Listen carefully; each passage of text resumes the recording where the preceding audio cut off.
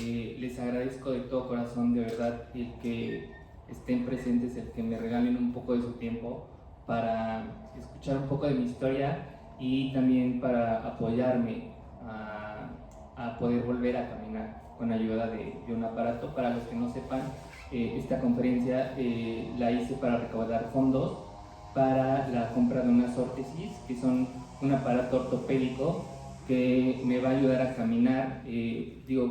Desgraciadamente por mi asalto ya no voy a poder recuperar ni la movilidad ni la sensibilidad de mi cuerpo, pero con ayuda de este aparato y con ayuda de la fuerza que haga yo con mis brazos, podré caminar de alguna manera. Y el rango de precio está entre los 65,000 y 85,000 pesos aquí en Puebla, que solamente he encontrado un fabricante, pero todavía no me da como que el presupuesto real. Y la otra es irme a México, y ahí el rango es de 85,000 a 100,000 pesos. Entonces, pues sí, la meta está un poco costosa, pero espero poder juntarlos muy pronto.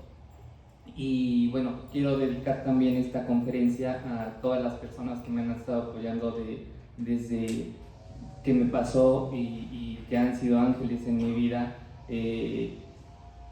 También presentar a este ángel que tengo al lado mío, Leti Miranda, la tanatóloga que me va a acompañar, que para los que no sepan, ella me ayudó en un momento muy oscuro de mi vida y ayudó a que también mi casa tuviera la accesibilidad que necesito para yo poder ser un poco más independiente. Entonces, igual pido un fuerte aplauso para ella, por favor.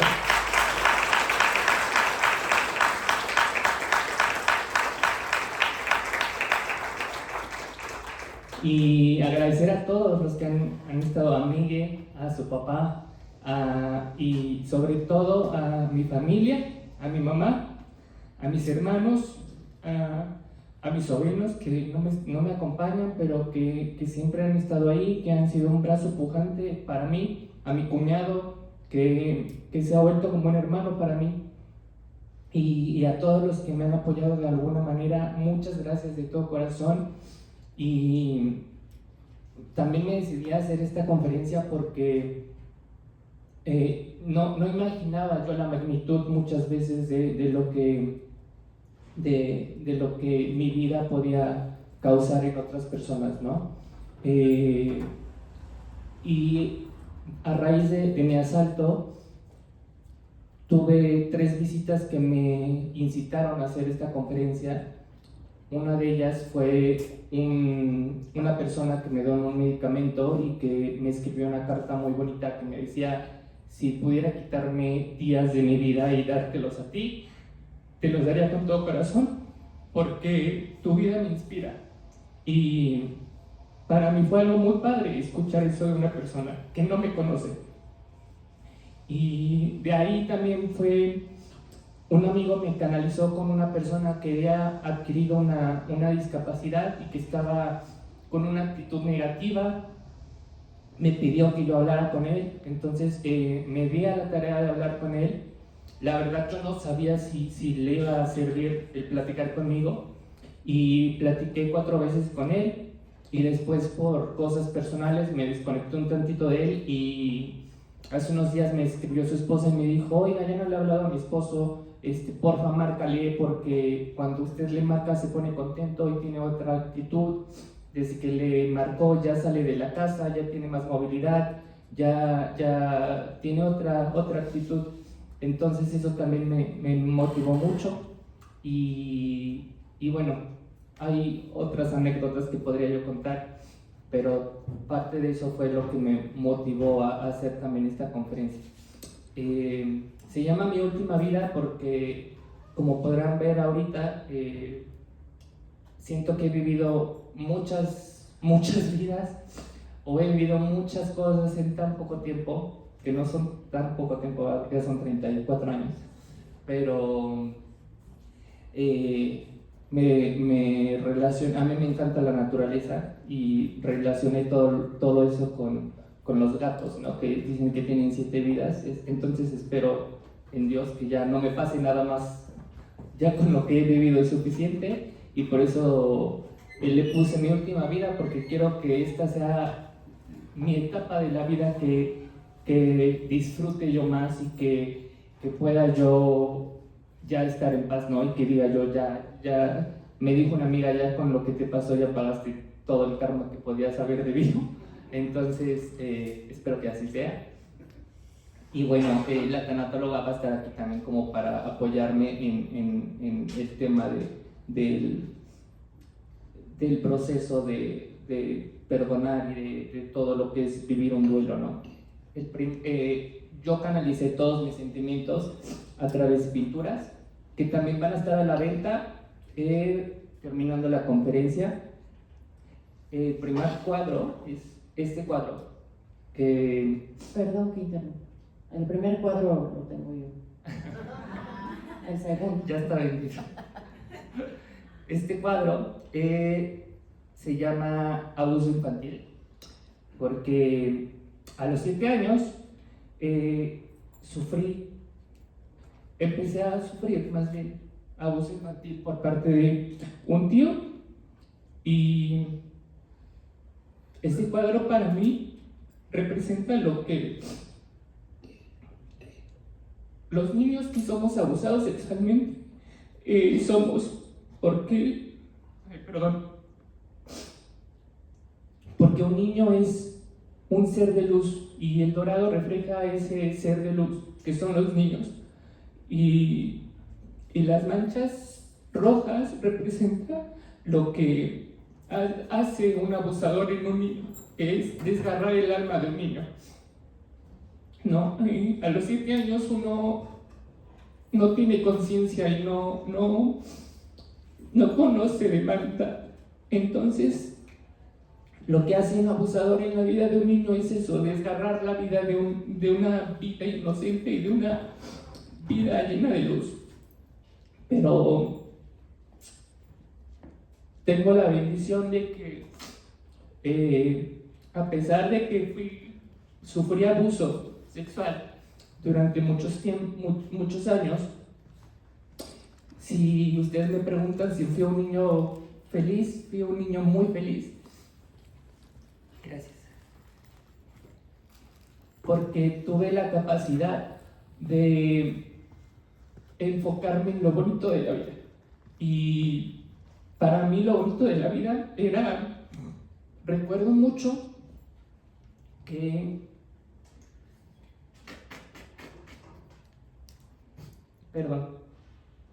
que después de que abusaba de mí esta persona,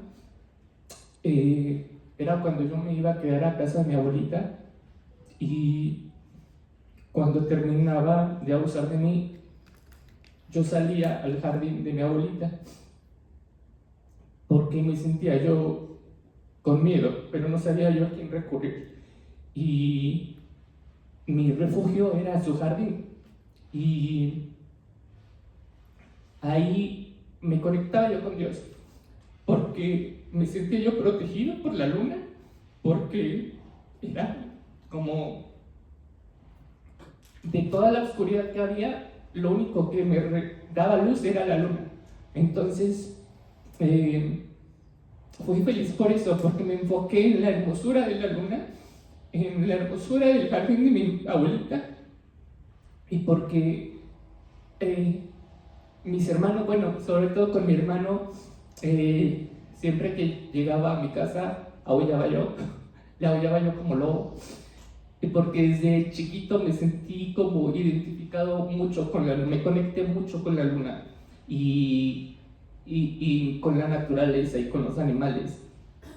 Y la primera lección que quiero dar en esta conferencia es eso, que todas las personas tenemos batallas, todas, unas más grandes, otras a lo mejor para algunas personas nos pueden parecer tontas, pero para esa persona es la batalla más grande de su vida. Pero todo depende de nosotros, ¿no? O sea, de cómo le demos el sentido a nuestra vida. Siempre a lo largo de nuestra vida va a haber problemas y va a haber altas y bajas, pero la única constante en la vida somos nosotros mismos. Entonces depende de nosotros de si somos felices o no. Si permitimos que un abuso sexual nos quite la felicidad de la vida, o sigamos adelante y seamos unos niños felices y nos enfocamos en lo bonito de la vida, ¿no? Entonces la primera invitación para ustedes es esa, que se enfoquen en lo bonito de la vida. Todos tenemos problemas, todos tenemos días malos, pero siempre hay una flor, un pajarito, un cielo, unas nubes, un sol, una luna, que nos hace que existe Dios y que no estamos solos, ¿no? Y si nos enfocamos en ese bonito de la vida, les aseguro que vamos a poder con eso y con mucho más. Y también hacer conciencia en que a nivel mundial 1 de cada 5 niños es abusado sexualmente y la mayoría de las veces es por un familiar. Entonces, cuidemos a nuestros niños, cuidemos esas almas de luz para que no sean desgarradas y siempre crean en sus hijos, crean en los niños. Desgraciadamente el abusador lo primero que les va a decir a los niños es no te van a creer, y desafortunadamente cuando nosotros hablamos así es, no nos creen porque dicen como, o sea, le creen más a un niño. ¿Cómo le voy a creer más a un niño si la persona adulta? Pues no, o sea, ¿y cómo te va a hacer eso tu tío? O ¿cómo te va a hacer eso mi hermano? ¿No? O ¿cómo te va a hacer eso mi hijo? ¿No? Pero me comentabas tú en el podcast, ¿no? Que muchas veces las personas se ciegan para no poder actuar ante una situación así. Sí, de esto, bueno, buenas tardes. De esto que está comentando Felipe acerca del abuso, independientemente de cuando el niño tiene como esta parte de la confianza de ir con un adulto para expresar lo que le está pasando, muchas veces ese adulto, por una cuestión involuntaria, sino por una reacción del cerebro, lo que hace es bloquear, es como un shock, y entonces el cerebro se bloquea y la respuesta que tiene frente a la agresión es pasiva. Y eso el agredido lo percibe como no me creen o está invalidando lo que le estoy diciendo, y es que simplemente este adulto entra en shock, porque si pudiera probablemente dimensionar la gravedad de lo que está pasando, podría matar al agresor. Entonces, bueno, estas son como trampas de la naturaleza para sobrevivir, ¿no? Entra en un bloqueo por un lado. Por otro lado, algo que es importante mencionar, porque bueno, Felipe tiene como mucha resiliencia, es un individuo con una personalidad muy fuerte y posee mucha información para salir adelante de la adversidad, pero no todas las personas tenemos como esa fortaleza para afrontar la adversidad, por un lado. Cuando un niño es abusado, el niño, como todo ser viviente y sintiente, es sensible y tiene zonas erógenas, y estas zonas erógenas causan placer al cuerpo. Entonces, muchas veces el abusador invita al niño a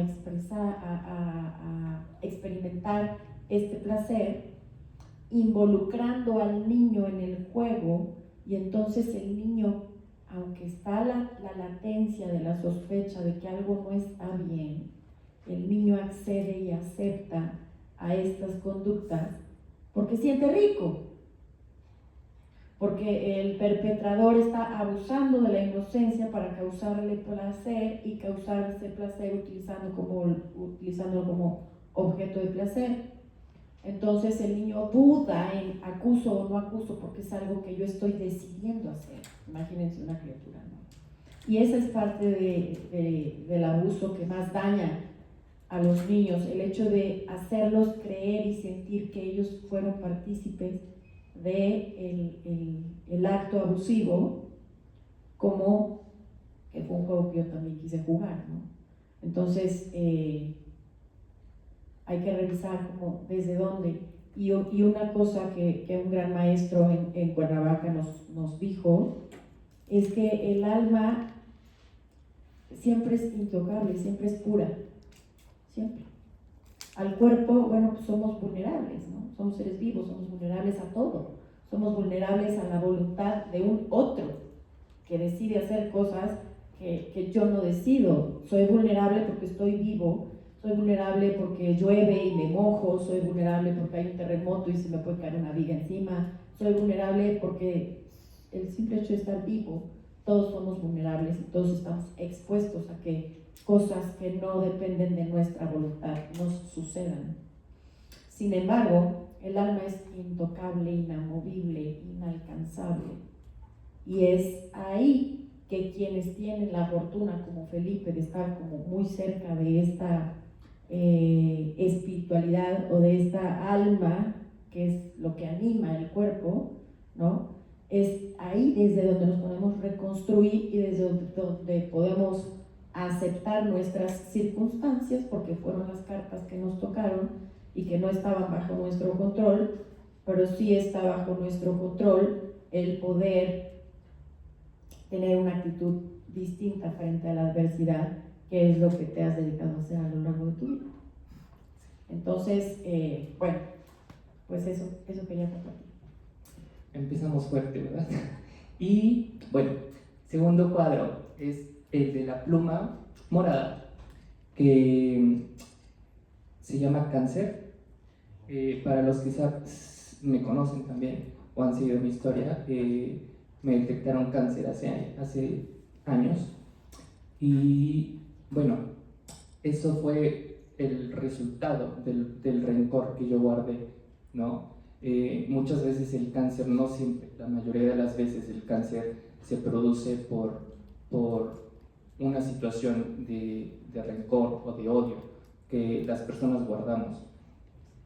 Y por muchos años yo guardé rencor y odio hacia mi abusador, y aunque fui un niño feliz, cuando llegué a la adolescencia y empecé a cargar con la culpa que decía Leti, pero yo también lo disfruté, y entonces te sientes la basura más sucia del mundo, porque dices, ¿cómo puede disfrutar el hecho de que esta persona me tocara y que abusara de mí? Y te sientes literalmente la basura más grande de la tierra, ¿no? Entonces es un odio que cargas contra él y contra ti mismo, ¿no? Y desgraciadamente pues ese odio se me canalizó y se convirtió en cáncer, ¿no?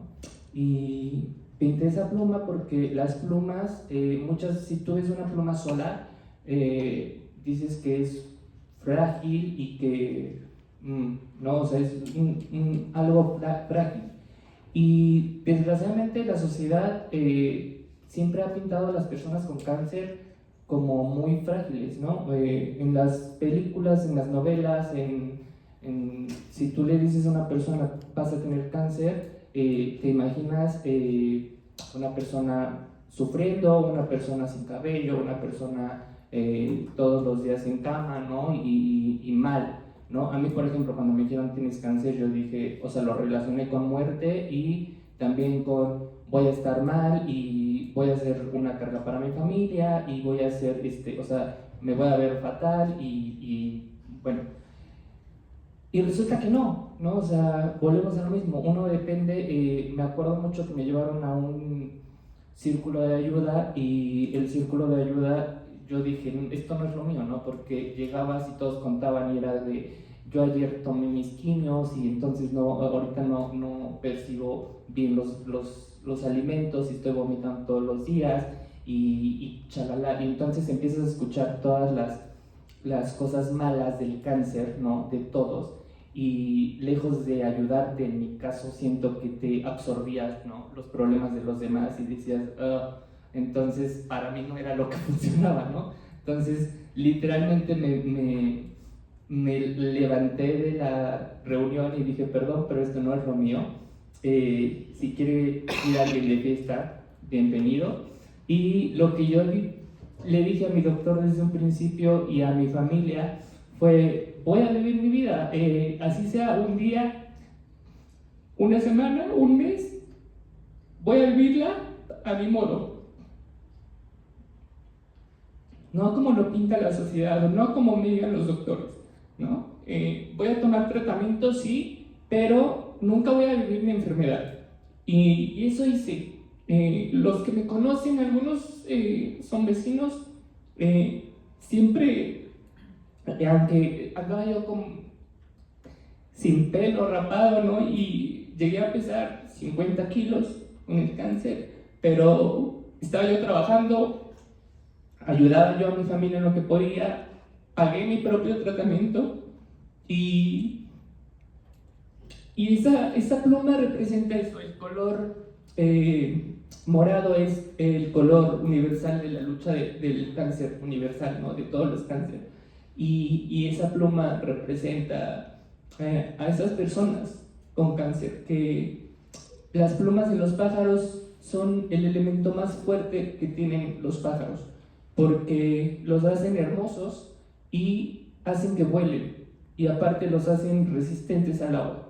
Y las personas enfermas de cáncer o de cualquier otra enfermedad no somos débiles, somos personas muy fuertes que vivimos guerras todos los días, batallas todos los días, pero que aún así hay muchas mujeres, por ejemplo, con cáncer que se levantan y que trabajan porque tienen que alimentar a su familia, que tienen que alimentar a sus hijos porque son madres solteras y que tienen todavía ese ánimo de ponerse bonitas y de ir al trabajo, o personas que son padres de familia, que son cabeza de familia y que tienen todavía la fuerza, la fortaleza de salir a trabajar para sacar adelante a sus hijos o a su familia, ¿no? Entonces ese cuadro representa eso, a todas las personas enfermas, que les recuerde que aún enfermas, por ejemplo, yo, a ver, si investigan un poco y ven en mis redes sociales, van a encontrar fotos mías pelón y súper delgado en el antro, porque me iba yo de antro y mi doctor siempre me regañaba, pero yo decía, bueno, ya me quedan pocos días de vida, hay que disfrutar la vida, ¿no? Entonces, aunque estén enfermos, aunque tengan la segunda invitación de esta conferencia es esa, ¿no?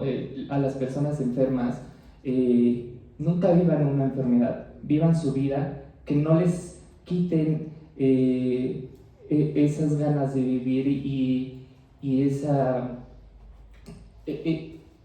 esencia de nosotros, ¿no? Que no nos quite una enfermedad nuestra belleza, nuestra fortaleza, porque una enfermedad nos muestra lo fuerte que somos, ¿no? Y que somos valientes y que seguimos siendo hermosos con cabello, sin cabello, con cicatrices o sin cicatrices.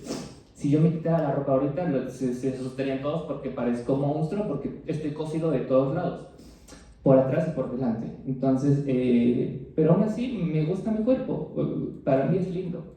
Entonces, somos lindos con cicatrices o sin cicatrices, con cabello, sin cabello, ¿no? Entonces, esa es la invitación, que nunca vean a las personas enfermas como una persona débil o con lástima, ¿no? Las personas con una enfermedad seguimos siendo personas que valemos y que somos fuertes y que somos bellas. Y no sé qué quieras agregar aquí, tú. Sí, bueno, me gustaría agregar que lo que expresa Felipe es su experiencia, ¿no? Y cómo él ha percibido y ha vivido su enfermedad. Tanatológicamente hablando, pues la enfermedad se vive de manera muy individual, ¿no? Hay quien tiene como el ánimo de sobreponerse y hay quien no. Claramente no debemos o no deberíamos ver a las personas enfermas como débiles, sí vulnerables, sí quizá más frágiles porque lo son, pero en la fragilidad está la fortaleza, ¿no? Es como darle como un matiz, ¿no? Como un ajuste, como afinar el lápiz nada más para aclarar ciertos puntos en donde a veces el échale ganas o el no importa si tienes cáncer y te dijeron que tienes 3 meses, vete al antro, ese eres tú. Ese eres tú, y es admirable que algunas personas tienen esa actitud frente a la adversidad, pero no todas las personas transitamos por la enfermedad de la misma forma, ¿no? La invitación que haría yo sería desde la compasión, desde un acompañamiento humano, ¿no? Validando cada cosa de lo que le está pasando al otro, porque es fácil cometer el error de querer sacarlos del dolor, querer sacarlos de la tristeza, querer sacarlos de la enfermedad, y es acompañarlos en el proceso, porque están dentro de un proceso en donde están experimentando diversas emociones, ¿no? A veces están enojados, a veces están tristes, a veces están un poco animados, y es tener este acompañamiento de, sí, lo que sea que te pase está bien, y yo te veo, y yo te acompaño, y no te juzgo, y te facilito el hecho de cómo te puedo servir ahora, ¿no? Algo también a lo que le quiero poner acento un poco es al arte, como el arte, una de mis formaciones es arte terapia, y como cuando Felipe me llamaba o me escribía, mejor dicho, ¿no? En las madrugadas o en las noches, y se soltaba, ¿no? Entonces yo respiraba y decía, ¿cómo le puedo hacer? ¿Cómo le puedo hacer? Porque no puede ir, no puedo ir yo, no puede ir él, no sé. A ver, agárrate algo que tengas ahí junto y pinta, o escribe. Y vas a escribir esto, pero tú pinta, y luego vemos, ¿no? Cómo la mente necesita entender, la mente necesita expresar para después experimentar una calma. La mente necesita sacar para ver e interpretar y darle una narrativa a la experiencia, y eso libera mucha tensión emocional y además le da sentido a la existencia y a la experiencia. Entonces el arte es una cosa maravillosa que en cualquiera de sus formas nos facilita y nos acompaña para poder transitar por estas dificultades y poder dejar un legado visible, ¿no? Para que los demás se identifiquen o puedan como resonar con aquello que está proyectado ahí en cualquier mediador del arte, en este caso que a él se le facilitó la pintura. Entonces, bueno, me encanta que pintes a mí.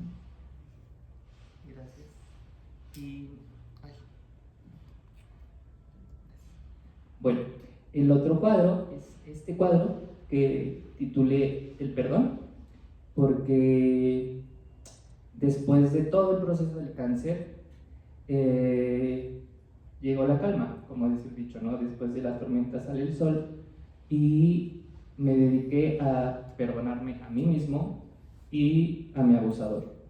Y lo que este cuadro quiere representar es que el perdón, me acuerdo mucho que cuando decidí yo perdonar, mucha gente me decía, estás loco, ¿cómo lo vas a perdonar? Y yo les decía, pues yo quiero perdonarlo, ¿no? Porque es una carga que estoy cargando y que yo no quiero cargar con eso.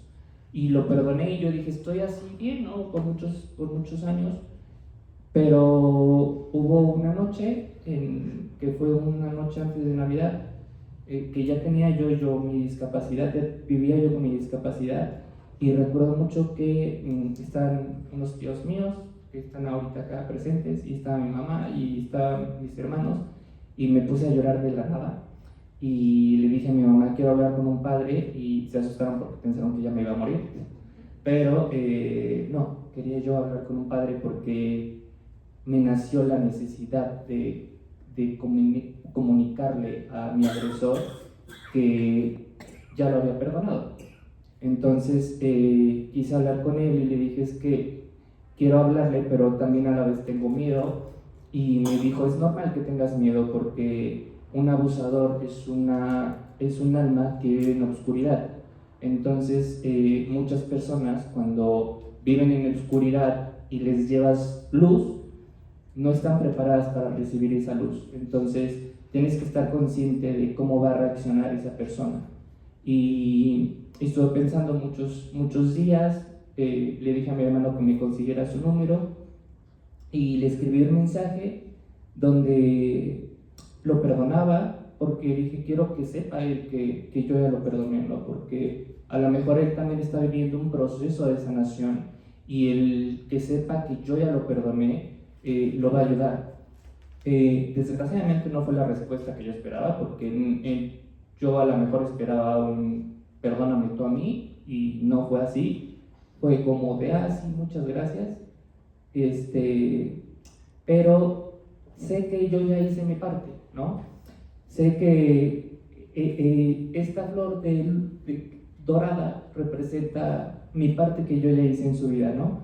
Que fue llevarle un poco de luz en esa oscuridad que a lo mejor él todavía vive, y ya depende de él, ¿no? Si hace que esa luz se haga, esa planta, esa flor que yo le regalé, florezca más bonita y crezca más bonita, o que se marchite, ¿no? Pero ya va a depender de él, no de mí. Y esa es la tercera invitación, que perdonemos, que olvidemos el rencor, porque no trae nada bueno. Y aparte nos hace, a nosotros nos vuelve más pesados, ¿no? Cargamos con cosas que no nos corresponden a nosotros, ¿no? Muchas veces, por ejemplo, también vivía yo enojado con mi papá cuando mis papás empezaron a tener problemas, y llegó un momento donde dije, bueno, a ver, tienen problemas mis papás, ¿no? O sea, el problema es con mi mamá, no conmigo, ¿no? Yo no tengo por qué guardarle rencor a mi papá, ¿no? Le falló a lo mejor a mi mamá, o sea, es una relación de ellos, ¿no? Y a lo mejor mi mamá también falló, pero ahí es cosa de los dos. Yo no tengo que cargar o con un rencor hacia mi papá porque ya falló también. ¿Sí me escuchan así? Y bueno, a veces cargamos con cosas que no nos corresponden, o damos por hecho cosas que pues decimos, es que esa persona me hizo o no, y que muchas veces pues, nada más cargamos con culpas o con sentimientos que, lejos de ayudarnos, nos hacen personas más rencorosas, más enojonas, más tristes. Y cuando perdonamos, liberamos, y la vida es más relajada, más bonita, ¿no? Entonces esa es otra invitación, ¿no? El perdonar, el dejar a un lado los conflictos, todas las cosas, las culpas que tengamos. Cada quien va a vivir su propio proceso, ¿no? Pero cuando tú le regalas ese perdón a la persona, tú ya liberas, ¿no? Por ejemplo, cuando perdoné a mi agresor, después, como un mes después, me escribió como si ya fuéramos los grandes amigos, y le dije, a ver, espérate, ¿no? Ya te perdoné, pero no te quiero en mi vida. Una cosa es perdonar y otra cosa es como, sí, ven y voy a hacer que no pasó nada. Al final de cuentas, un agresor también debe de recibir un castigo, ¿no? En mi caso, por ejemplo, yo no lo he denunciado porque mi abuelita aún vive, y yo amo a mi abuelita, y también sé que para mi abuelita va a ser algo muy difícil vivir todo ese proceso, pero afortunadamente, por ejemplo, los delitos no prescriben. Entonces, una vez que si Dios me presta vida, y si no me voy antes que mi abuelita, bueno, ya procederé legalmente, porque al final de cuentas el que tú perdones a una persona, a un agresor, no lo exime de que reciba un castigo, ¿no? Un castigo que en la vida todos, o sea, si tú haces algo va a tener una consecuencia, ¿no? Entonces, en este caso, una consecuencia de un abuso, pues obviamente tiene que ser castigado legalmente, ¿no? Y ahí no sé si quieras tú decir algo. Sí, justo. Bueno, en cualquier experiencia adversa, en cualquier situación en la que hay una ruptura en mí, ¿no? Una pérdida, un duelo, en este caso la pérdida de la inocencia, en fin, siempre que hay una pérdida, hay un proceso, se inicia un proceso. Y hay dos formas de llevar este dolor que se genera dentro de uno, ¿no? Es de manera autónoma, en donde los únicos recursos que vamos a tener son los aprendizajes que tenemos para poder construir esta narrativa, o a través de un proceso tanatológico que es idealmente el camino que se debe seguir para poder integrar otros conocimientos para la narrativa y la nueva incorporación de la experiencia. Entonces, idealmente se sugiere que se acompañe de un profesional de la salud principalmente, para poder integrar, porque dolor es dolor, y no importa lo que hayas perdido, y no importa lo que te duela. Requiere de un proceso, porque el dolor se hace como una costra dentro del cuerpo. Neurobiológicamente hablando, el dolor no procesado, no digerido, no acomodado, no metabolizado, crea costras, y estas costras crean rutas distintas en la toma de nuestras decisiones a lo largo de la vida. Entonces, poder elaborar un duelo consiste en dejarte acompañar para que puedas entender y puedas integrar a nivel celular toda esta nueva información, toda esta aceptación de los hechos de la mejor forma posible, para que este dolor no somatice en el cuerpo y no florezca en forma de enfermedad.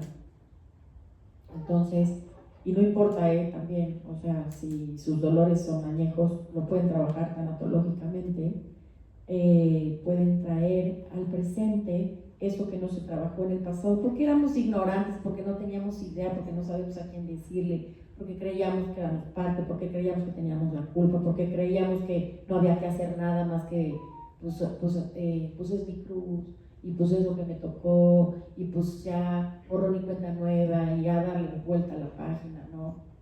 Todas estas frases que nos llevan al matadero, y después tenemos enfermedades incluso crónicas y no nos explicamos la causa de origen, y la causa de origen muchas veces es un duelo no resuelto, ¿no? Es una adversidad a la cual no le puse la atención para darle su justa narrativa, su justo entendimiento y su justa integración en mi psique, ¿no? En mi mente, en mi vida. Cómo acomodo dentro de mi bóveda mental esa experiencia para que no me cause estragos. Y desde luego el perdón, pues yo creo que es la máxima manifestación, o una de las máximas manifestaciones del amor. Y uno perdona porque se perdona, ¿no? Y el perdón es una ofrenda hacia el otro, pero sí también muchas veces desde la indefensión y desde la irresponsabilidad elegimos perdonar para no hacernos cargo del problema. Y es como una resignación, no es una aceptación, es una resignación. De ahí, bueno, ya pasó, ya mejor lo dejamos, y ya mejor lo dejamos, sin darnos cuenta que estamos no queriendo ver el problema porque no tenemos los recursos para afrontarlo. Y de esta forma sale invicto el agresor. También debemos tomar en cuenta que vivimos en un país en donde la justicia todavía está en pañales, ¿no? Y debemos confiar en que debemos hacer lo correcto para que estas personas no cometan estos mismos delitos con otros, ¿no? Porque si me pasó a mí y se le hizo fácil a este abusador meterse con un niño, ese señor se mete con los niños, ¿no? Y anda suelto. Entonces, bueno, mi punto importante acá es que siempre que tengamos la memoria, la sospecha de haber atravesado por algo difícil, que he decidido meterlo abajo del tapete para no verlo, porque ojos que no ven, corazón que no siente, pues hagamos una limpieza profunda, porque nos da mucha salud mental, mucha libertad emocional, nos da muchísimo poder elaborar un duelo, ¿no? tengo compañeras acá con quienes me formé como tanatólogas y todas llegamos a esta formación por una pérdida en específico, ¿no? En la desesperación llegamos a, yo quiero estudiar esto porque yo perdí a mi mamá, no, yo perdí mi casa, no, yo perdí X. Y lo primero que hizo nuestra maestra bendita, Amalia Osorio, que es nuestra mentora, nos dijo, hagan una lista de todo lo que han perdido. Y entonces, no, pues yo a mi mamá. Y a la de junto, no, pues yo a mi perro. No, pues el de al lado, no, pues yo tengo tal enfermedad. No, pues el de junto, no, pues yo, hubo compañeros que fueron porque tenían una cuestión de identidad sexual, ya sea ellos o alguno de sus hijos, y no podían ni entender ni afrontar como esa parte, ¿no? En fin. Y Amalia decía, no, la lista de sus pérdidas. Y nosotros, no, bueno, yo vengo por eso, sí, a eso vienes, pero haz tu lista de todo lo que has perdido. Y entonces empecé, ay, se vale un anillo que no superó, claro, por supuesto que se vale tu anillo, porque te duele, porque te costó tenerlo, ¿no? Y tu perro, y tu... No, o sea, era una lista y una chilladera y una moqueadera que no alcanzaban los Kleenex, porque no poníamos el foco en lo importante que es atender aquello mínimo, porque en las pequeñas cosas de todos los días, ahí está el truco, ¿eh? No es ese gran abuso, no es el que sí, claramente, pero se nos daban de lado esos de todos los días, ¿no? La ausencia continua o la intermitencia de un padre o de una madre ausente, esa cosa de todos los días, o un padre, una madre adicta, en fin, ¿no? El tiqui, tiqui, tiqui, tiqui, el eco de todos los días, que como es de todos los días, pues pareciera como una voz en off, que cuando le ponemos el micrófono resulta que ahí vive el diablo, ¿no? Y ahí es donde hay que atender, porque asentamos que pues esto no es importante y probablemente sea la causa de un hipotiroidismo, de una hipertensión, de una enfermedad crónica, ¿no? Que no entendemos ni por qué y nada más la paliamos, vamos con el doctor, nos empieza a dar los chochos y ahí nos la llevamos. Entonces, el perdón, claro que es la culminación de esta integración de la historia en donde yo acomodo, me libero de cargar con esta corresponsabilidad o este rencor o esta tensión que genera el dolor por haber sido víctima o por haber sido pues, vulnerable a una vida que tiene una voluntad más allá de la mía. Yo no quería perder nada, ni quiero que me pase nada nunca, pero la vida está viva, ¿no? Y nos pasan cosas siempre. Entonces, perdonar es ese confiar en que no tenemos el control de todo, pero sí tenemos la posibilidad de tomar decisiones frente a esa adversidad, ¿no? Se dice que la felicidad no está en la suerte que te tocó, como tú que ahora dices, estoy viviendo mi última vida y espero que sea la última, por favor. Pero, sí, querido, pero no depende de ti, ni depende de nadie, ¿no? Son las cartas que avienta a la vida y no están en tu contra, ni a tu favor, ni a favor de nadie, ni te mando a ti para que a tu hermano no, aquí no es una cosa de que haya un poder superior diciendo a ver a quién me voy a fregar el día de hoy. Es una cuestión circunstancial sistémica de un equilibrio mucho más grande del que nuestra mente puede comprender, y hay N cantidad de cosas que no podemos controlar, ni siquiera cuestionarnos, porque se nos llevaría toda la vida y no llegaríamos a ninguna parte, ¿no? Pero lo que sí podemos hacer es exactamente lo que tú de manera espontánea, natural y sorprendente haces, ¿no? Y además inspiradora, que es hacer lo mejor que pueda con las circunstancias que me están tocando afrontar y que yo no pedí y que yo no quería, ¿no? Ahí está el truco de tu magia, tu chiste, es tu gracia, ¿no? Un maestro nos decía alguna vez, ¿cuál es tu gracia? Y yo, ¿cómo? Sí, tu chiste, o sea, ¿tú qué o qué? ¿No? Ese es tu chiste, ¿no? El que no importa lo que pase, te levantas, y bien, ¿no? E inspiras y haces cosas que yo digo, ay, o sea, aparentemente estoy entera, ¿no? Y no he logrado tener una marca. Y tú tienes tu marca, y yo digo, pues, ¿cómo le hace? O sea, ¿de dónde le sale? ¿Cómo le gira? ¿Quién le avisa? ¿O cómo? ¿No? El auditorio. Pues, ¿cómo? ¿Por qué tienes un auditorio y estás en una conferencia? O sea, Cosas que yo digo sí tiene gracia, desde luego, ¿no? Hay gente que nace con esa gracia, con esa estrella, con esa luz, más luminoso, pues hay estrellas que brillan más que otras, y no pasa nada, es lo que es, y es lo que hay, y pues así las cosas, ¿no? Y bueno, eso respecto a este cuadro. Bueno, y el otro cuadro le puse reencarnación, el que está el último. Para mí, creo que venimos a esta vida a aprender, ¿no?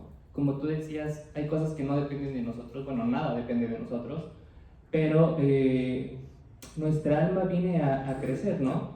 Y cuando te cae el 20 de eso, analizas que, pues, como decía Leti, solamente hay que afrontar lo mejor que podamos las cosas, aprender de las cosas, ¿no? De ese abuso, aprender de que, por ejemplo, en cuestión de mi asalto, de que pues a lo mejor fui muy tonto al ir todos los días al mismo banco, ¿no? Siempre todas las cosas nos van a dejar una lección, ¿no? Entonces es el secreto de aprender para poder evolucionar en la otra vida, ¿no? Y vamos a regresar más sabios en otra vida. Entonces eso representa ese cuadro. Y el último cuadro que representa lo último que estoy viviendo, no lo pude traer porque afortunadamente ya lo vendí y no me dieron chance de traerlo, pero era un cuadro a relieve. Relieves que se puede, o sea, que tiene texturas, que se puede tocar. Y es un mar, representaba un mar bravo, ¿no? Lo hice en relieve porque quería yo que las personas con discapacidad visual también pudieran como vivir la experiencia que quiero que transmita ese cuadro, ¿no?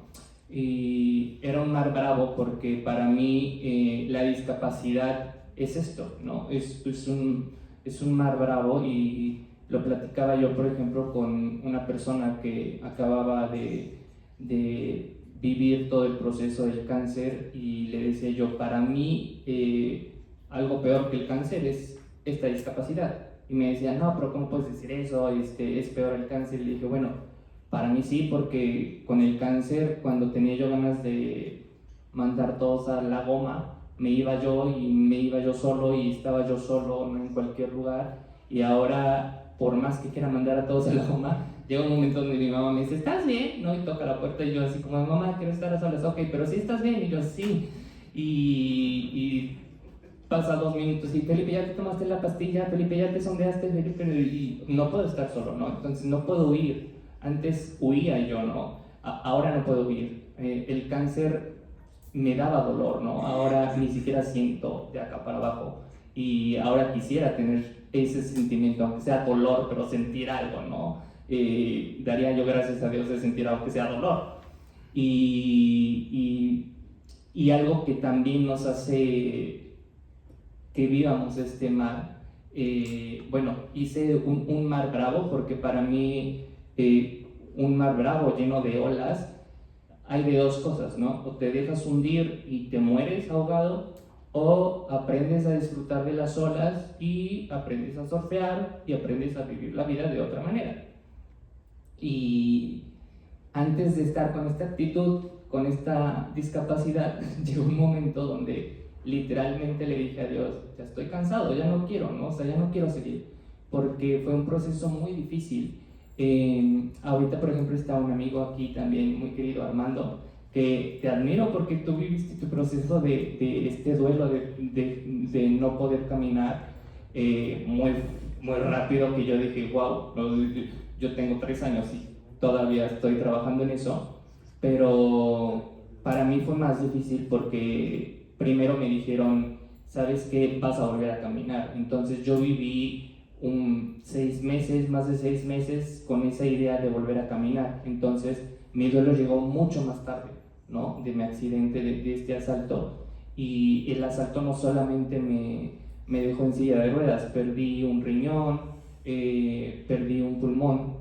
Cuando hablé por primera vez con mi terapeuta, que no es Leti, era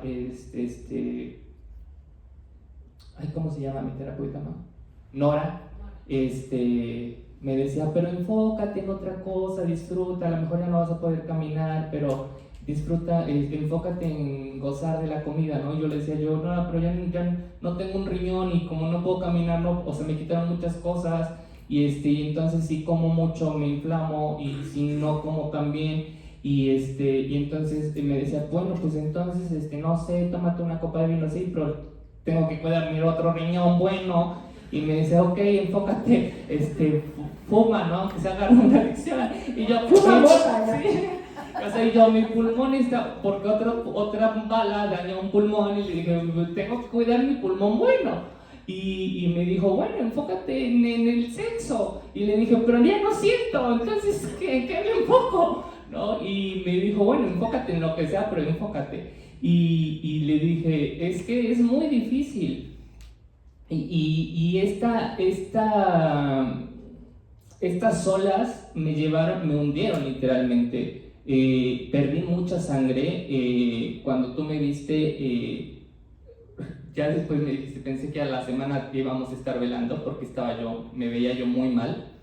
Y por ejemplo, Miguel fue testigo de que ahorita mi cáncer está en remisión, pero cuando me fui a revisar, bueno, pospuse por el asalto muchas veces las revisiones. Llegó un momento donde me dijeron que tenemos que revisar sí o sí porque perdiste un riñón, porque perdiste mucha sangre, porque estás muy bajo de peso y lo más probable, desgraciadamente, es que regrese el cáncer, ¿no? Y yo recuerdo que le dije a Miguel, ¿sabes qué? Quiero que me acompañes a esta revisión y lo más seguro es que a lo mejor el cáncer haya regresado y quiero que si el cáncer regresó, que le dije, él fuma mucho, salimos a fumar a la calle y le dije, quiero que por favor respetes y le hagas saber a mi familia que respeten la decisión de que si regresó el cáncer, que me dejen morir y que no voy a tomar ya el tratamiento porque ya no quiero estar en hospitales, porque cuando me asaltaron era ir y venir en hospitales, me trasladaron en ambulancia y para mí ya era muy, muy, muy cansado, mi alma estaba cansada, ¿no? Y le dije, quiero que, es más, o sea, que cuando ya esté yo mal y que empiece yo a sufrir más, me ayudes y me compres una pistola y ya, ¿no? Y me refugié en un árbol no muy fuerte porque se puso a llorar y me dijo, no me pidas eso. y me dijo, no te puedo ayudar a eso. Y dije, me tuve que haber confiado de otro más fuerte, pero... Estás loco. Más loco, igual de loco que yo, pero fuimos a revisión y por azares del destino y por cosas, milagros, les digo yo, estaba todo bien, mis defensas estaban mejor que nunca, los doctores se sorprendieron, Miguel se puso a llorar y le dije a Dios, ¿no? Entonces yo iba con la idea de que, voy a tomar el cáncer como mi salida fácil de ya no quiero seguir con esto y ya, ¿no? Me quiero morir. Pero cuando me dicen los doctores, no, estás bien y chalala,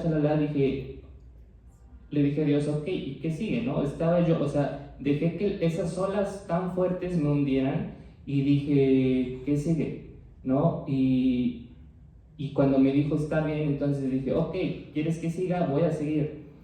Y me impulsé para regresar otra vez, salir de esas olas y aprender a disfrutar de esas olas, aprender a surfear, aprender a disfrutar la vida de otra manera. Aquí quiero hacer un entre paréntesis, hice invitación a varios representantes públicos, a varios servidores públicos, a varios servidores públicos. Desafortunadamente unos me dijeron sí vamos y después cancelaron, unos sí vinieron, nada más uno vino, pero quería yo hacerles esta invitación porque la mayoría de esas olas que se viven en una discapacidad son las barreras con las que nos enfrentamos las personas con discapacidad. Vivimos en un país donde no tenemos accesibilidad, donde, por ejemplo, me invitaron a formar parte de la rehabilitación de unas calles para que sean más accesibles y para que sean más seguras para nosotros. Y lo primero que me dijeron, algo tiene que decir, y yo dije sí. Para mí, con todo respeto, es una vergüenza que el edificio de infraestructura municipal no sea accesible para nosotros, ¿no? Que me hayan tenido que salir a ayudar para que yo me metiera y que no, o sea, que las banquetas estaban así de lado, que si yo voy solo en una silla de ruedas me voy a caer, ¿no? Y que, perdón, pero es una vergüenza y no es cosa de esta administración, es cosa de administraciones que vienen arrastrando y que siguen sin hacer nada, y que esta administración igual a lo mejor va a pasar y no va a hacer nada, que me prometieron y espero que sí lo hagan, que me dijeron que van a hacer el edificio accesible, pero es eso, ¿no? El hacer la invitación a todas las autoridades correspondientes para que se construyan edificios pensados para nosotros.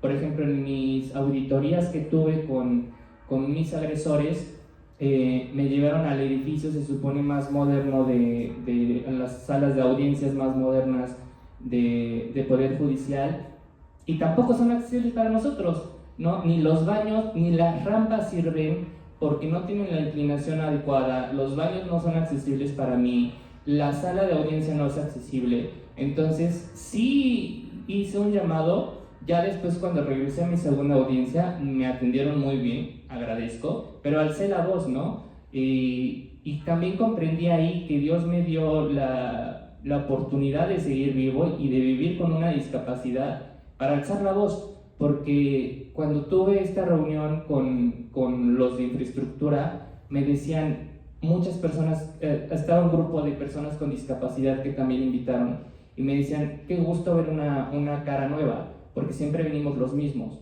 ¿no? Y les dije, pues esta cara nueva no es una cara revolucionaria, diría yo, porque yo estoy acostumbrado, y las personas y las autoridades que me conocen, y a lo mejor muchas autoridades no le juegan a trabajar conmigo, porque saben que si hacen una promesa soy de las personas que está chinga y chinga, perdón la palabra, pero estoy chinga y chinga hasta que digan, a ver, me prometiste que ibas a hacer esto, hazlo, ¿no? Y no quito el dedo del renglón hasta que no se haga. Y digo, gracias a eso, y gracias, por ejemplo, a Miguel, se creó la ley Carpi, que ahora protege a las futuras víctimas de la delincuencia que queden en una situación como la mía. Desgraciadamente a mí no me protege porque las leyes no son retroactivas, pero bueno, ya se hizo algo, ¿no? Ahora las personas que pasen por algo similar a lo mío, que por ejemplo una amiga mía iba a venir, pero desgraciadamente hace 2 días a uno de sus sobrinos le pasó exactamente lo mismo que a mí. Saliendo del banco lo asaltaron, le dieron 3 balazos, pero bueno, ahora lo bueno de esto, que de mi caso, es que salió una ley que ya va a proteger a las personas para que no sufran todo el calvario que yo viví, ¿no? Y hacer también seguir haciendo ese llamado a las autoridades, por ejemplo, en el sector salud, ¿no? Muchas veces llegamos de urgencia porque me ponía yo mal y no había cupo para que me atendieran, teníamos que estar yendo a otro hospital porque me mandaban al hospital del norte, y del norte me mandaban al hospital de ortopedia, y no me querían recibir. ¿Por qué? Porque no había lugar. Y iba yo con recomendación del secretario de salud de la administración de Barbosa, y era inaceptable que con recomendación no te podían recibir porque no había camas suficientes, y había personas que estaban atendiendo pero estaban en el piso. Entonces creo que soy incómodo para las autoridades porque digo las cosas, ¿no? Porque siempre alzo la voz, y porque aunque me ayudan en ciertas cosas, digo sí, pero tu ayuda no genera una deuda, ¿no? Una ayuda no genera jamás deuda, y aunque tú me ayudes, yo te voy a decir, ¿sabes qué? Tu puesto es servir a las personas y estás fallando acá. Y también es hacer invitación a todas las personas a alzar la voz, ¿no? A que no porque seas partidario o seguidor de un partido te quites esa venda de los ojos y de decir todo está bien, ¿no? O sea, vivimos en un país donde ya todo está bien y se está componiendo. No se está componiendo nada. Estamos viviendo igual que antes, están haciendo lo mismo que antes, los políticos y nuestros servidores públicos son los mismos que antes, están haciendo las mismas cosas que antes, están ayudando a su gente solamente, como lo hacían los demás, no son diferentes, y tenemos que alzar la voz, porque si no alzamos la voz, tanto las personas con discapacidad como nosotros, como los ciudadanos normales que no viven con discapacidad, si no alzamos la voz, nunca va a cambiar este mundo, ¿no? Nunca va a cambiar el país y nunca vamos a vivir mejor. Y esa es la otra invitación, hacer que todos alcemos la voz, hacer que las personas con discapacidad también alcen la voz, porque me decían, es que siempre venimos los mismos, y le dije, y siguen pidiendo las mismas cosas, años con años, y no los escuchan, les prometen, pero no lo hacen, ¿no? Entonces les dije, mi generación no va a permitir eso, ¿no? O sea, somos una generación que creo que somos jóvenes, que alzamos la voz y que nos quitamos esa venda de los ojos de decir, no porque por ejemplo, me han ofrecido trabajos dentro del sector público, y no porque me des un trabajo voy a dejar de alzar mi voz, ¿no? O sea, yo no tengo precio, mi voz no tiene precio, y hacer eso, ¿no? Y también invitar a las personas con discapacidad a salir, a vivir, porque algo cierto que me decía, por ejemplo, un empresario me decía, es que yo hice las adecuaciones adecuadas, pero no hay gente que venga, ¿no? O sea, no hay personas con discapacidad que vengan al local y todo. Y eso también es una realidad. Muchas veces las personas con discapacidad, por miedo a no vivir esas discriminaciones que se viven, y de muchas, por ejemplo, me decía una chava, es que yo no salgo porque salgo con ganas de tomar un café, pero regreso súper encabronada, pero me dice, regreso súper encabronada porque el baño no es accesible para mí, porque el café no es accesible, porque no tiene rampas, porque el café está en el segundo piso, no hay elevador. Entonces dices,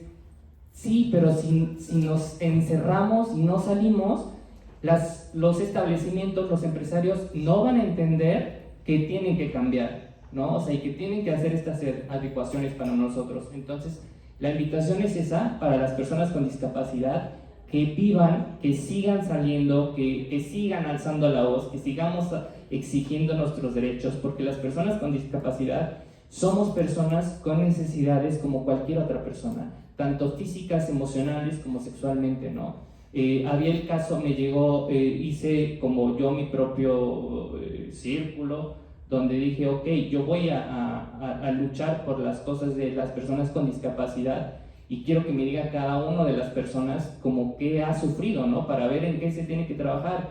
Y algo que me sorprendió fue que me llegó la historia de una sexo servidora que me decía, no hay hoteles accesibles para las personas con discapacidad. Y yo primero me reí y dije, bueno, con una discapacidad, ¿quién va a querer, no? ¿Quién va a pensar en eso? Y me dijo, yo me dedico al sexo servicio y mi target son las personas con discapacidad. Por azares del destino, ella puso su anuncio y puso trato especial. Cuando las personas leían especial, dijeron, pues trata a las personas con discapacidad. Y lo curioso fue que dice que la contratan los padres de las personas con discapacidad. Y a lo mejor dicen, pero ¿cómo, no? No, hay niños, por ejemplo, no niños, porque muchas veces también hay que quitarnos esa palabra de decirle niños a las personas con discapacidad cuando son personas que ya tienen 40 años y que dices, no es un niño, es un adulto que tiene una necesidad y que tiene también necesidades como tú y como yo. Y por ejemplo, de repente me dicen, es que mi hija nada más llora, ¿no? Y pues si tu hija tiene casi 40 años y también tiene cambios hormonales, y también tiene necesidades físicas, que a lo mejor si no las canaliza bien, correctamente, pues por eso salen esos cambios, ¿no? De repente tan bruscos de humor. Y es eso, ¿no? Y me decía la sexoservidora, es que yo, pues me buscan muchos clientes, pero no hay lugares donde los podamos atender. Y le dije al presidente de Hoteles y Moteles y me dijo, oye, no me había yo imaginado jamás en la vida, pero te prometo que el próximo hotel que se construya en Puebla va a tener una habitación accesible para las personas con discapacidad. Entonces espero que también lo cumpla, pero vuelvo a hacer el llamado, ¿no?, al gobernador, al presidente municipal de Puebla, a todos los secretarios de las secretarías de Puebla, a todos los presidentes municipales, a que se trabaje a favor de las personas con discapacidad. Seguimos viviendo en el olvido, en plenos 2025, seguimos viviendo en pleno olvido, y creo que eso es algo en lo que hemos fallado tanto sociedad como gobierno, ¿no? Hoy por hoy me puse a analizar, vivimos con más barreras que hace 2000 años, porque ahora hay más edificios y hay más infraestructura que, lejos de ayudarnos, nos estorba a nosotros, ¿no? Entonces es eso, el ser también más empáticos, no solamente con las personas con discapacidad, sino con todas las personas, ¿no? Es buscar esa empatía, hacer esa invitación a ser más empáticos con las personas, y el alzar la voz, porque si no alzamos la voz y no nos quitamos esa bendita que a veces nos ciega, porque a lo mejor te están dando 6,000 y tantos de cada bimestre porque eres adulto mayor y tú piensas que ya todo está bien, no, o sea, tenemos que seguir alzando la voz, tenemos que seguir pidiendo que se nos trate con dignidad, porque las personas con discapacidad somos dignas de recibir y de vivir una vida digna y plena como cualquier otra persona,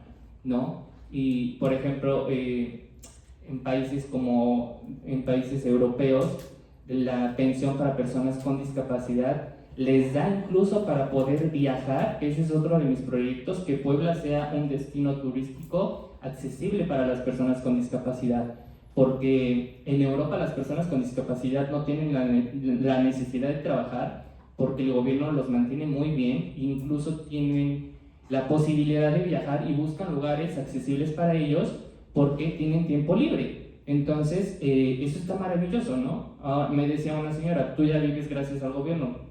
No, señora, 3,200 al bimestrales me alcanza solamente para mis pañales, ¿no? O sea, tenemos que seguir alzando la voz, tenemos mucho que trabajar, sociedad y gobierno, y vuelvo a hacer la invitación. Sector salud, póngase las pilas. Por ejemplo, a mí me hicieron una operación en columna donde me cobraron casi 100,000 pesos, donde me endeudé y donde desgraciadamente después especialistas privados me dijeron no te tenían que haber operado, y que después me dijeron si quieres denunciar al doctor que te operó, denuncia para que te dé tu expediente, porque no me quiso dar el expediente, pero el denunciar y el hacer una denuncia es ir en contra también de un sistema que pesa en México, ¿no? Y no quiero aventarme también ese procedimiento, ya lo dejé así. Si ellos hicieron mal, pues ya pagarán ellos, pero sí quiero hacer el llamado para que también pongan ojo ahí en el sector salud, que muchas veces se hacen cosas indebidas para sacar dinero nada más, ¿no? Y a las autoridades que se pongan las pilas, y a la gente con discapacidad que no deje de vivir, que le eche ganas y que salga, que disfrute de la vida, a los empresarios que se animen a invertir en nosotros, porque somos personas que queremos vivir y que queremos hacer una vida plena como cualquier otra persona, y que no se acaba la vida con una discapacidad, se aprende a disfrutar de una manera diferente, pero se sigue viviendo y se sigue disfrutando. Ay, no sé qué quieras añadir tú. Me regreso como media hora al cuadro tormentoso de textura, ¿no? Lo que representa. Yo recuerdo en esos bajones, ¿no?, que te han pasado, en donde me escribes y me dices, ¿sabes qué, Leti? Pues ya hasta acá llegué. Y como acompañante en el dolor y tratando de empatizar con lo que el otro debe estar sintiendo, ¿no? Es difícil a veces porque siempre hay un sesgo desde la personalidad de quien acompaña. Y incluso hubo quien me llamó para decirme, oye, es que ahí te encargo, como con una prisa de haz algo, ¿no? Y yo dije, estoy haciendo exactamente lo que tengo que hacer, y es hacer casi nada, porque acompañar en el dolor también es validar el proceso y es confiar en que la mente de la persona, porque la depresión es ese cansancio de sobrepensar tantas posibilidades y no encontrar una salida, no encontrar un camino y rendirte. Y es en esa rendición en donde comenzamos a bajar la guardia, y cuando comenzamos a bajar la guardia empieza a gritar la verdadera necesidad, que es la de la emoción, la del cuerpo y la del espíritu. Entonces, contrario a lo que hacen algunos médicos, que es luego sacar a la persona de la depresión con pastillas, ¿no? Los psicólogos lo que hacemos es todo lo contrario. Es no dar nada y confiar en el proceso de que ese tocar fondo te va a hacer salir, porque no hay de echarle ganas no hay manera de animar. Es que hay momentos tan oscuros en los que no hay palabra, no hay presencia, no hay absolutamente nada que le puedas ofrecer o brindar al otro para medio sacudirlo, ¿no? Sino esa libertad de decidir y de decir que eres 100% responsable de tu vida. Y si lo que quieres es irte, vete. Si lo que quieres es irte, vete. En el caso específico de una depresión transitoria por un duelo, en el caso que estaba atravesando él, ¿no? Una depresión transitoria en un proceso de duelo, no era una depresión mayor, que es otro diagnóstico. Pero es ese acompañamiento y esa mirada humana, en donde no hay una prisa por restablecer, sino hay una paciencia para observar y notar el proceso de cómo se está rindiendo la mente y todas sus hipótesis y sus posibilidades para dar cabida a otras a partir de una nueva forma de existencia, que en este caso es, no, ya no puedes caminar, no, ya no tienes un riñón, y ya no puedes ir al baño y no puedes hacer muchas cosas, ¿no? Pues yo no sé, las sincronicidades, pues Dios y sus jugadas, ¿no? Que tocó que éramos vecinos en esa época y que me hablaron, me dijeron, pues ahí te encargo este paciente y que yo llevo con este paciente, mi manera de ser también, que pues a muchos les encaja y a muchos no, en donde yo llego y ¿tú qué o qué?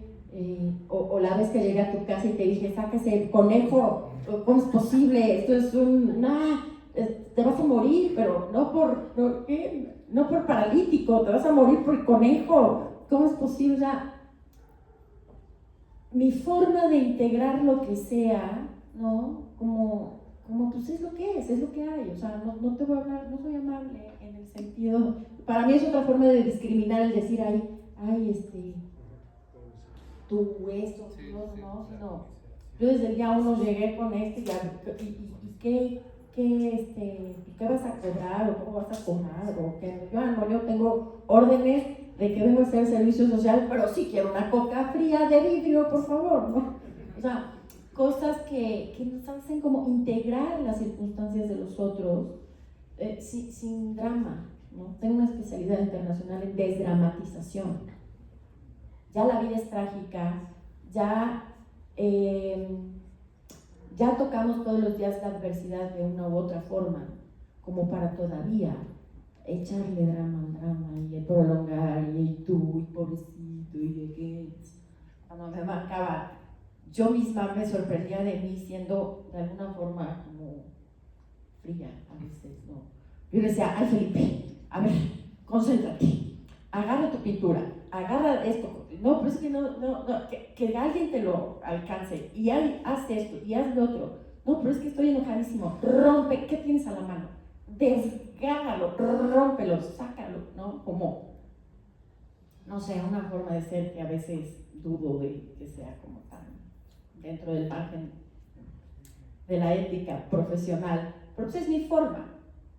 Y bueno, pues ahí va. ¿Y qué más? Bueno, independientemente de esta plática, ¿no? Que fue como sensibilizarlos un poco a qué es lo que específicamente le está pasando a Felipe, tenemos como planeado también para que pueda ser aplicable en las circunstancias individuales del auditorio, una plática de tanatología a la que también me está invitando Felipe, para que cada quien pueda aplicar esa información a su propio proceso y a su propia historia y a su propio, ¿no? Es pues sí, una plática del ABC de cómo es un proceso tanatológico para que cada quien lo aplique a sus circunstancias, también obviamente con propósito, para seguir ayudando a Felipe para la compra de su aparato, de su robot, para que ya sea como Robocop y se pueda mover ahí de manera como sea, porque se mueva. Y bueno, no sé si quieres agregar algo más. No, solamente cerrar con un gracias. Gracias a todos de verdad por su tiempo, por estar acá, por acompañarme, por escucharme y también por ser ese empujoncito que a veces necesito, ¿no? O ese empujón para mi mamá que a veces necesita, por acompañar también a mi mamá. Y muchas gracias, de verdad, de todo corazón. Y espero que hayan disfrutado esta conferencia, que les haya servido de algo. Y gracias Leti por acompañarme, no solamente en la conferencia, sino en la vida. Y pues gracias a Dios y a mi papá, que nunca me abandona, que me cuida desde allá arriba, y que espero pronto poder anunciarles que ya camino, que ya tengo el aparato y que voy por más y que voy a lograr más leyes que cambien el futuro de las personas con discapacidad. Y muchas gracias y espero les haya gustado. Gracias de verdad. Gracias.